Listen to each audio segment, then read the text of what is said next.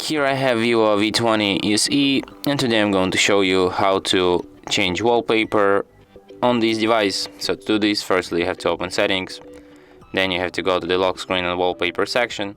You can pick one of the pre-installed wallpapers. You can pick any other image that you can download from the internet by tapping here. Then you can select an image. Here you can crop it. Here you can select if you want to set it on home screen, on lock screen, or on both screens. And then to confirm it, just tap here.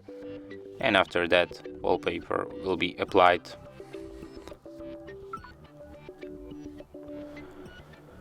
And that's it. Thanks for watching. If you find this tutorial useful, don't forget to hit that like button and subscribe to our channel.